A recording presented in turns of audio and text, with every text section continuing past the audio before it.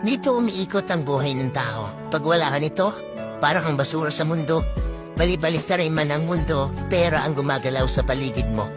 Ito yung bagay na nalikha ng tao na hinahanap-hanap ng kahit sino. Hindi mo mabibili ang gusto mo pag wala ka nito. Hindi mo mapapalapit ang mga tao sa paligid mo pag wala ka nito. Pera na kayang sumira ng pagkakaibigan at pamilya. Minsan kakaibiganin ka pag may pera ka. Kikilalanin kang kapamilya pag asensado ka. Pero pag nawala sa iyo ang pera mo, lalabas ang tunay na hulay na nasa paligid mo. Matutong magtabi para sa sarili, huwag bigay dito, bigay doon. Kasi sa huli, ikaw din ang mamumulubi.